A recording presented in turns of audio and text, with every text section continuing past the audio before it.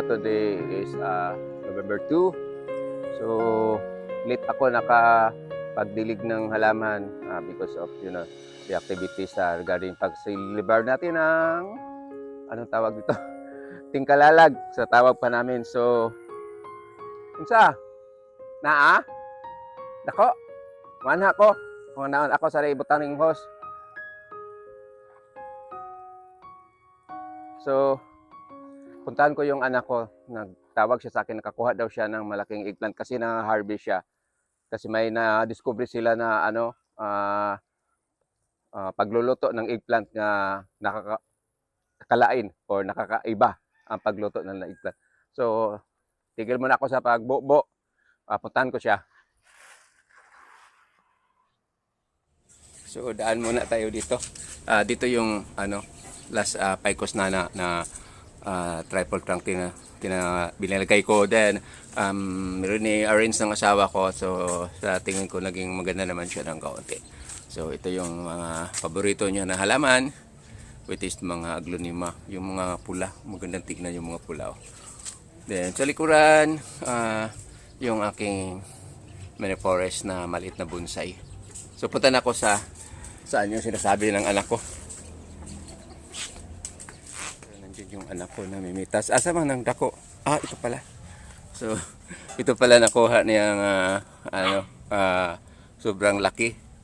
Yung sinasabi. So ito na ang nakuha sa pagka-harvest niya sa bandang likuran lang ng aming bahay.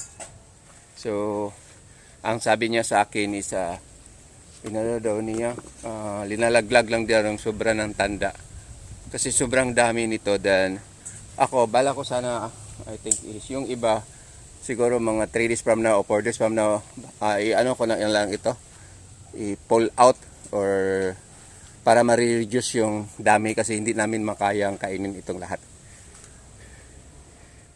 So tumutulong na lang ako sa pagpitas.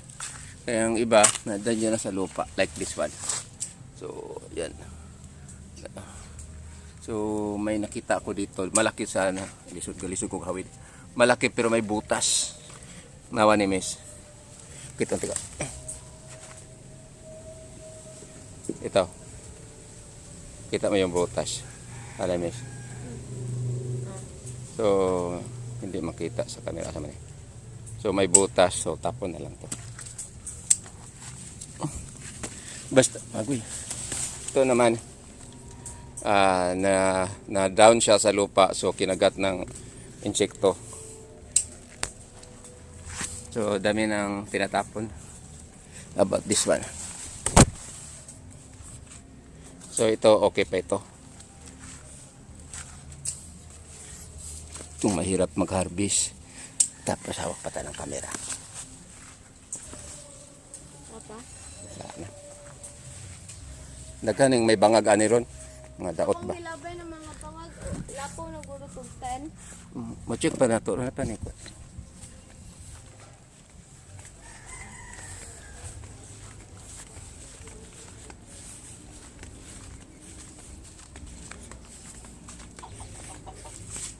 Kato din green pa na. Kanera.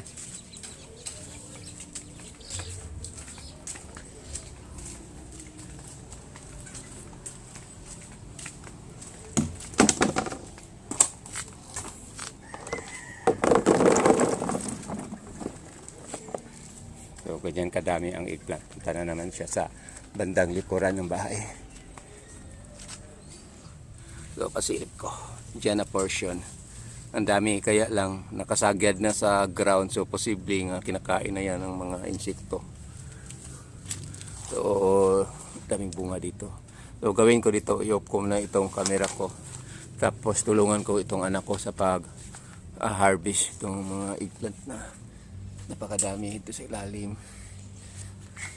So nakadagdag pa ako ng ilang piraso doon sa labas. So yun ang dala sa Lang pa.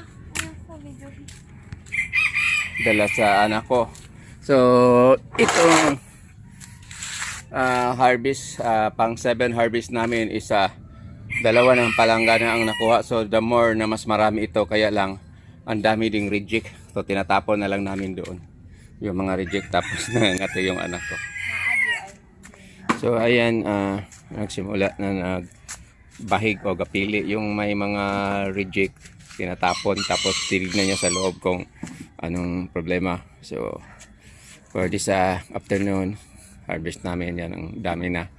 Then continue ako sa aking pagdilig ng halaman. Dili na ling Di ba gulang naman na? gulang na pero lingod siya. Imo man ang hikapon pag gahi gani kay pagpisit nimo. Gulang na siya kana bang di nagud ka na mutos ka. Mo bounce na kay mugahi naman na kay basta gulang na. Lingod pa na siya. Na doubt lang iyang panit. So patuloy na ako sa pagdilig ng halaman.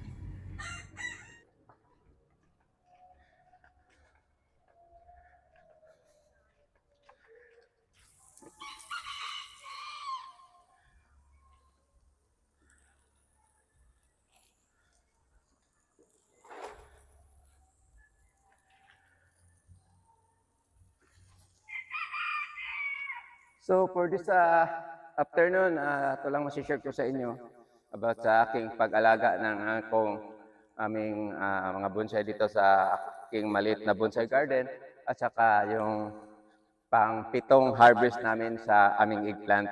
Although sobrang dami tapos hindi mo na makaya kasi ayaw nang tumanggap yung mga binigyan namin kasi nabalaw daw sila kinaog talong. So, ang gawin ko is i-reduce ko na lang yung quality o yung kadaghanon sa eggplant namin. Babawasan ko siguro, mabawasan ko yung mga 50. So, for this afternoon, ito lang masishare ko sa inyo. Maraming salamat sa panonood. God bless you all. Have a nice afternoon ahead of you. Bye-bye. Shen! Maraming mga So, ito yung pang 7th namin na harvest at kung di nyo nakita kasi hindi kami naka-video kanina pero marami kaming reject, mga 20 or 10 ka-reject. Di na namin kinuha, tinapon na namin.